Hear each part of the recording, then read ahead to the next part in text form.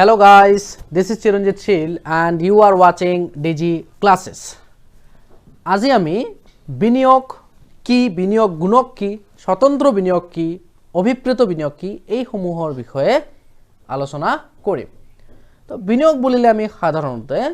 মূলধনৰ মজুত বৃদ্ধিকেই আমি বিনিয়োগ বুলি ক'ব পাৰোঁ। অৰ্থাৎ যিখিনি মূলধন আছে সেই মূলধন গঠনখিনিকে আমি বিনিয়োগ বুলি ক'ব পাৰোঁ, যাক ইংৰাজীত ইনভেষ্টমেণ্ট বুলি কোৱা হয় আৰু ইংৰাজী ক্যাপিটেল লেটাৰ আই ৰে ইয়াক বুজোৱা হয়। এতিয়া এই বিনিয়োগৰ দুটা মূল প্ৰকাৰ হৈছে, তাৰে এটা হৈছে স্বতন্ত্ৰ বিনিয়োগ,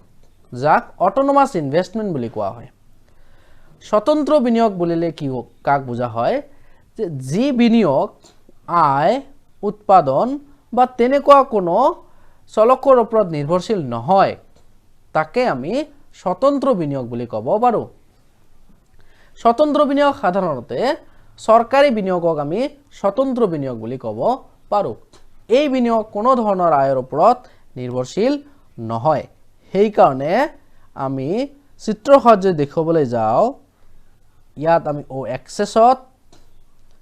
আয়ৰ পৰিমাণ ধৰিলোঁ আৰু যদি আমি এইফালে বিনিয়োগৰ পৰিমাণ ধৰোঁ, তেনে ক্ষেত্ৰত বিনিয়োগ দেখা হৈ আছে কি ইয়াত বিনিয়োগ একেই হৈ আছে। প্ৰতিটো আয়ৰ উৎপাদনৰ ক্ষেত্ৰত, আয়ৰ ক্ষেত্ৰত আমি ইয়াত আয় ধৰিছোঁ, আমি বেলেগ উপাদানো বা বেলেগ চলকো ধৰিব পাৰোঁ। উৎপাদন বা তেনেকুৱা যিকোনো উপাদান বা যিকোনো চলক আমি ইয়াত ধৰিব পাৰোঁ। তো যদি আমি এই ৰেখাটো এটা নাম দিওঁ আই আই ডেছ, অৰ্থাৎ আই ডেছ ৰেখাডালে স্বতন্ত্ৰ বিনিয়োগ বুজাইছে, যি বিনিয়োগ আয়ৰ ওপৰত বা কোনো ধৰণৰ চলকৰ ওপৰত নিৰ্ভৰশীল নহয়। সাধাৰণতে চৰকাৰী বিনিয়োগবিলাক স্বতন্ত্ৰ বিনিয়োগ হয়। ইয়াৰ পিছত আহিল কি অভিপ্ৰেত বিনিয়োগ, যাক ইংৰাজীত কোৱা হৈ আছে কি ইনডিউসড ইনভেষ্টমেণ্ট। অভিপ্ৰেত বিনিয়োগৰ ক্ষেত্ৰত দেখা গৈ আছে কি এই ৰেখাডালৰ যদি আমি এটা নাম দিওঁ আই ডেছ, দেখা গৈ আছে কি যে বিনিয়োগ আয়ৰ ওপৰত নিৰ্ভৰশীল। অৰ্থাৎ এইফালে যদি আয় ধৰো আমি ও এক্স এক্সিছত আৰু এইফালে ধৰিছো আমি ও ওয়াই এক্সিছত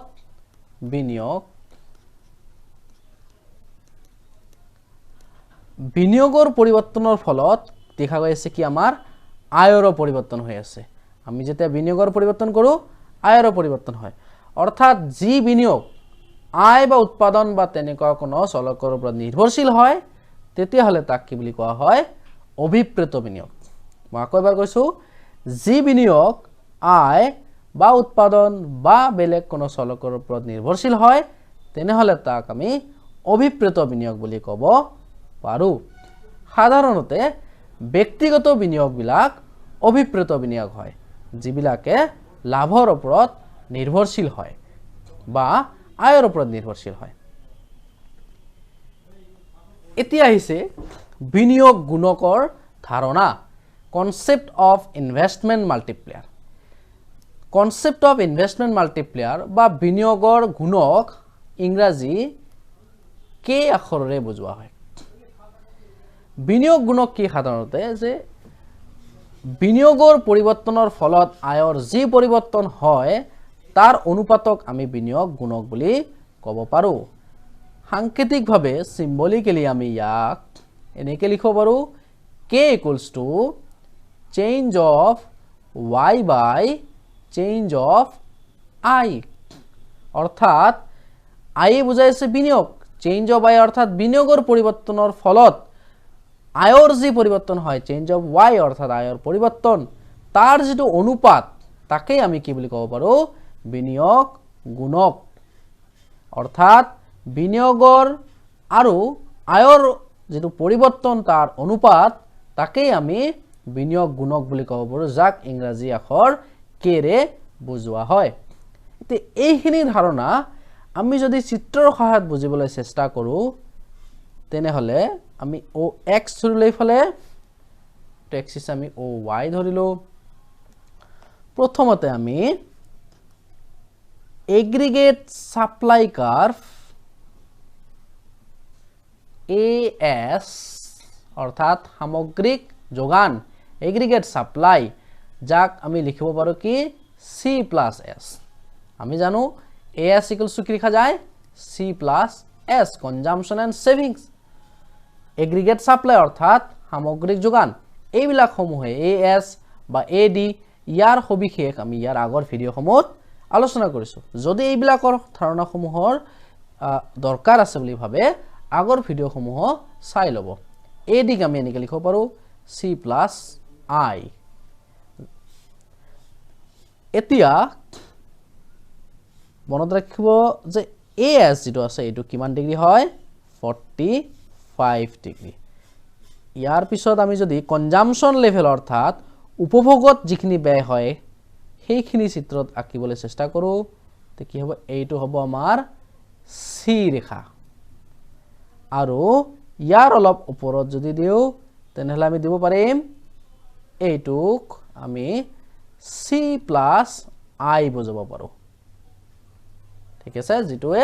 এগ্ৰিগেট ডিমান্ড অৰ্থাৎ সামগ্ৰিক চাহিদাক বুজাই আছে তো সামগ্ৰিক চাহিদা অৰ্থাৎ C plus I আৰু সামগ্ৰিক যোগান অৰ্থাৎ C plus S ৰেখা দুডালে ই বিন্দুত কটাকটি কৰিছে এই বিন্দুটোক আমি কি ক'ব পাৰিম ভাৰসাম্য বিন্দু আৰু এই ভাৰসাম্য বিন্দুৰ যদি আমি এটো দাগ টানি দিও ইয়াত আমি লিখিব পাৰিম কি O Y অৰ্থাৎ এইফালে আমি আয়ক ধৰিছো আৰু এইফালে কনজাম্পশন এক্সপেন্ডিচাৰ অৰ্থাৎ উপভোগত হোৱা ব্যয় বিনিয়োগত হোৱা ব্যয় সঞ্চয় এইবিলাক বুজাই আছো আমি অৰ্থাৎ সামগ্ৰিক চাহিদা আৰু সামগ্ৰিক যোগান এইফালে OY এক্সিছত বুজোৱা হৈ আছে তো C plus I আৰু C plus S ৰেখা দুডালে ই বিন্দুত কাটিছে গতিকে এই বিন্দুৰ ক্ষেত্ৰত প্ৰথমতে আমি কি পালো যে এই বিন্দুটো হল ভাৰসাম্য বিন্দু আৰু এই ভাৰসাম্য বিন্দুত আয়ৰ পৰিমাণ আমাৰ কিমান আছে OY এতিয়া যদি আমি বিনিয়োগৰ পৰিৱৰ্তন কৰো তেনেহলে কি হ'ব আমাৰ সামগ্ৰিক চাহিদা ৰেখাডাল পৰিৱৰ্তন হ'ব যদি আমি বিনিয়োগৰ পৰিৱৰ্তন কৰো তেনেহলে আমি কি পাম C plus I আগৰ পৰাই আছে তাৰ লগত আমি কি পাম চেঞ্জ অফ I অৰ্থাৎ আমি বিনিয়োগৰ পৰিৱৰ্তন কৰিলো তা দেখা গৈ আছে যদি বিনিয়োগৰ পৰিৱৰ্তন কৰো তেনেহলে আমাৰ আয়ৰ পৰিৱৰ্তন হয় অৰ্থাৎ সামগ্ৰিক চাহিদা আৰু সামগ্ৰিক যোগান ৰেখাডাল নতুন এটা বিন্দুত কটাকটি কৰিব যি বিন্দুটোৰ নাম আমি দিলো E1 গতিকে নতুন ভাৰসাম্য বিন্দুত আয়ৰ পৰিৱৰ্তন হ'ব আমাৰ আই আগত আছিল কিমান আমাৰ OY এতিয়া আয়ৰ পৰিৱৰ্তন হৈ কি হল OY1 গতিকে আমি নতুন ভাৰসাম্য বিন্দু পালো E1 এই E1 বিন্দুত নতুন আয়ৰ পৰিমাণ পালো কিমান OY1 গতিকে দেখা গল যে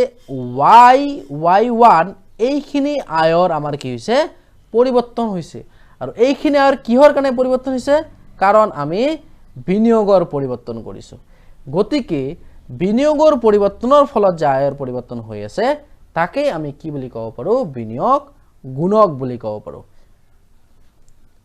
আশা কৰো আমাৰ ভিডিঅ'সমূহ ভাল লাগি আছে চেনেলটো যদি নতুন চাই আছে নিশ্চয় আমাৰ চেনেলটো সাবস্ক্ৰাইব কৰিব and also like share and subscribe to our channel thank you for watching